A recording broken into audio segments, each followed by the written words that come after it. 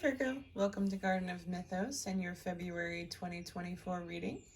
My name is Lucrezia and I offer readings by month for your sun, moon, and rising sign. If this reading resonates with you, please do consider subscribing to help me grow the channel.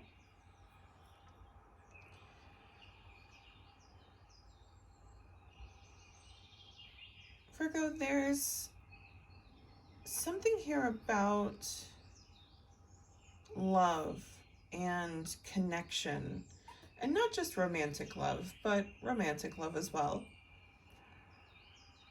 And I'm wondering how much you have perhaps foregone the idea of a relationship or the idea of finding true love, and you've kind of replaced it with work.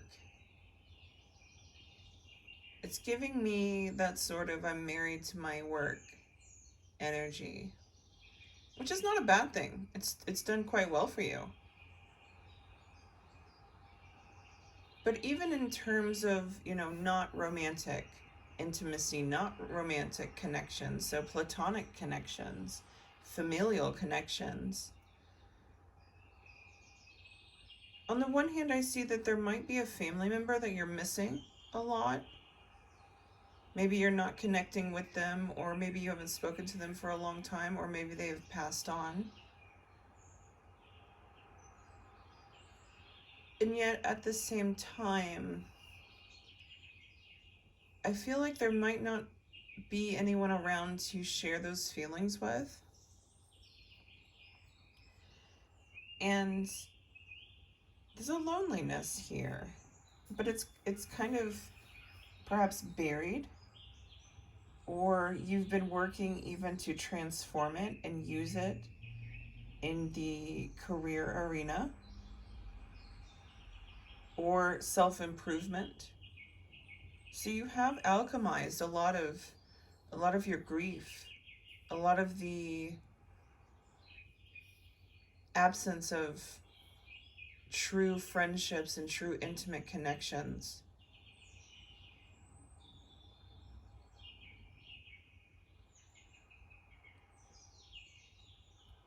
But Virgo, I think it's time to inspect that. I think it's time to look into why for you that seems like something either you're no longer interested in, you decided about, or something that you're really longing for but can't seem to believe is possible for you.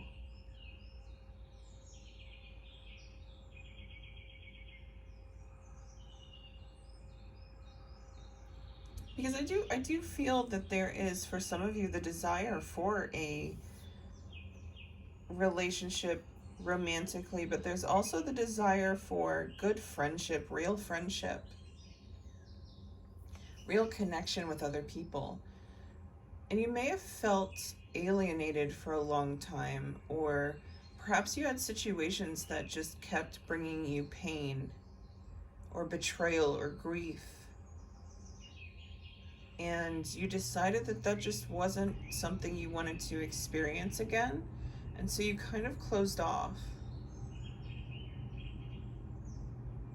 And it's been a while since you've opened up to the degree to which you would like to the degree to which you would like to be known, even. But Virgo, in order for someone to be able to fully see us and fully appreciate us and fully know us, we have to be very vulnerable. And I think that's what we're afraid of here. I think that's what you're also trying to protect, is your vulnerability.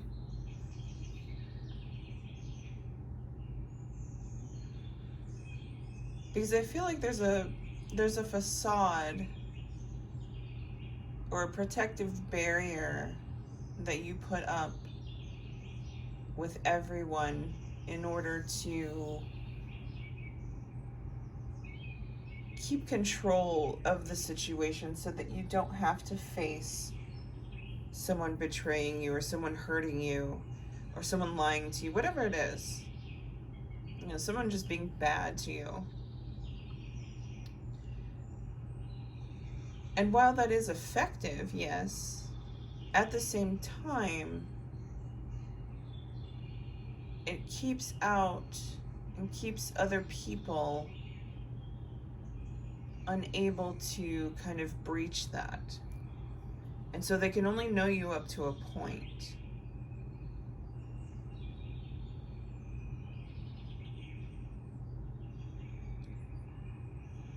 Do you see the conundrum there?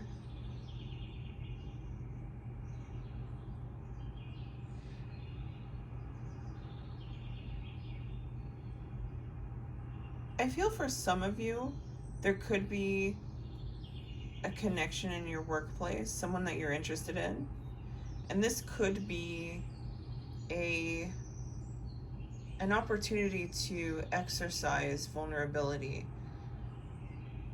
You know, baby steps, very slow steps. And for some of you, if it's not at work, there is someone coming through that will offer you this opportunity, but it's going to be very slow, very much, let's try to be friends. And I think even if there's someone you're interested in romantically, I think taking things very slowly will help you over time sort of learn that there are safe people and that you don't have to give everything to the other person immediately and then hope that they accept it. And that you can also let that guard down. And you don't have to do that all immediately. You could do it brick by brick if you want. You know, you can dismantle that very slowly at your own pace. And that will satisfy the need to be in control, in the sense that if someone else were to come in and try to breach that wall, it would make you feel very uncomfortable and very like forced into a state of vulnerability, which we don't want.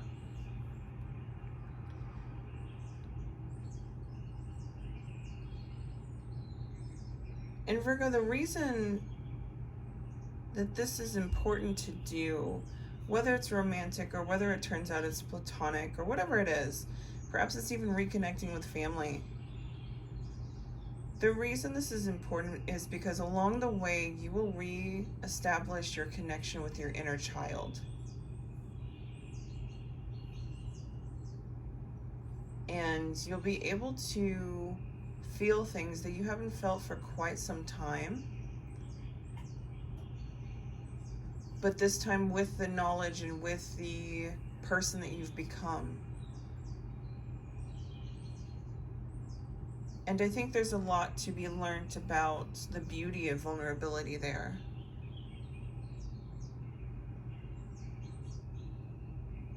So Virgo, look at the ways in which you are allergic to vulnerability, or the ways in which, you know, perhaps you're meeting a new person and you start to feel uneasy.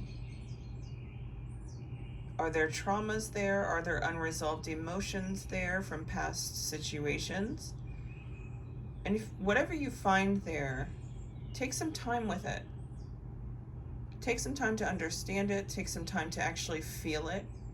Because a lot of the time when we get sort of defensive and, you know, or we feel like we need to protect ourselves this heavily, there's something within us that is unhealed and unfelt, more importantly.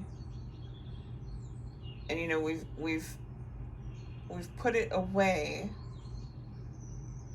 because it is very intense, because we don't want to feel it, because it is painful. But the only way to free yourself of that, Virgo, is to actually go through that pain, go through that feeling, and feel it fully, and then let it leave you.